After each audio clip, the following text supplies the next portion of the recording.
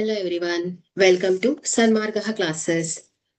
ನೇರ ಮತ್ತು ವಿಲೋಮ ಅನುಪಾತಗಳು ಅಧ್ಯಾಯದ 10ನೇ ಪ್ರಶ್ನೆಯನ್ನ ಗಮನಿಸಿ. 40 ಜನರಿಗೆ ಆಹಾರವು 10 ದಿನಗಳವರೆಗೆ ಸಾಕಾಗುವಷ್ಟಿದೆ. ಇನ್ನು 10 ಜನರು ಅವರೊಂದಿಗೆ ಸೇರಿದರೆ ಆಹಾರವು ಉಳಿಯುವ ದಿನಗಳ ಸಂಖ್ಯೆಯು. ಆಯ್ಕೆ ಎ 8 ದಿನಗಳು, ಬಿ 10 ದಿನಗಳು, ಆಯ್ಕೆ ಸಿ 12 ದಿನಗಳು, ಆಯ್ಕೆ ಡಿ 20 ದಿನಗಳು. ಇಲ್ಲಿ ಜನರು ಮತ್ತು ದಿನಗಳ ನಡುವೆ ವಿಲೋಮ ಅನುಪಾತ ಇರುತ್ತೆ. ಯಾಕಂದ್ರೆ ಜನರು ಹೆಚ್ಚಾದಂತೆ ಆಹಾರ ಖಾಲಿಯಾಗುವ ದಿನಗಳ ಸಂಖ್ಯೆ ಕಡಿಮೆ ಆಗ್ತಾ ಹೋಗುತ್ತೆ ಅಲ್ವಾ. ಇಲ್ಲಿ ಒಟ್ಟು ಆಹಾರದ ಘಟಕಗಳು ಎಷ್ಟು? ನೋಡಿ, ಒಟ್ಟು ಆಹಾರದ ಘಟಕಗಳು 40 ಜನರು ಗುಣಿಸು 10 ದಿನಗಳು ಈಸಿಕೊಟ್ಟು ಎಷ್ಟಾಯ್ತು? 400 ಘಟಕಗಳು. ಓಕೆ, 400 ಘಟಕಗಳು. ಹೊಸ ಜನರ ಸಂಖ್ಯೆ ಅಂದ್ರೆ ಆರಂಭದಲ್ಲಿ ಎಷ್ಟಿದ್ರು? 40 ಜನ ಇದ್ರು.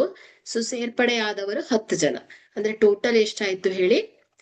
ಒಟ್ಟು ಜನರು 50 ಆಯ್ತು ಅಲ್ವಾ. ಜನರ ಸಂಖ್ಯೆ ಏನಾಯ್ತು? 50 ಆಯ್ತು. ಈಗ ಇಲ್ಲಿ ಏನಾಗತ್ತೆ? ಆಹಾರ ಬರುವ ದಿನಗಳ ಸಂಖ್ಯೆಯನ್ನ ಲೆಕ್ಕ ಹಾಕ್ಬೇಕು.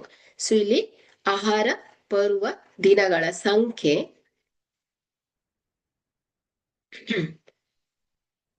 ದಿನಗಳು ಈಕ್ವಲ್ ಏನ್ ಹೇಳಿ? ಒಟ್ಟು ಆಹಾರ. 400 ಡಿವೈಡೆಡ್ ಬೈ ಏನ್ ಹೇಳಿ? ಒಟ್ಟು ಜನರು 50. 0 ಕ್ಯಾನ್ಸಲ್ ಆಗತ್ತೆ. 5 1 5, 5 8 40. ಹಾಗಾದ್ರೆ ದಿನಗಳು ಎಷ್ಟಾಯ್ತು ಹೇಳಿ? 8 ದಿನಗಳಾಯ್ತು ಅಲ್ವಾ.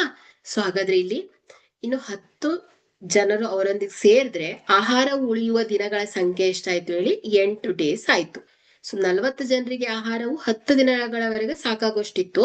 10 ಜನ ಆಡ್ ಆಗಿರೋದ್ರಿಂದ ಎಷ್ಟು ದಿನಗಳವರೆಗೆ ಬರುತ್ತೆ? ಅದು 8 ದಿನಗಳವರೆಗೆ ಬರುತ್ತೆ. ಕೊಟ್ಟಿರುವಂತ ಆಯ್ಕೆಯನ್ನ ಗಮನಿಸಿದ್ರೆ ಎ ಆಯ್ಕೆ ಸರಿಯಾಗತ್ತೆ. Thank you.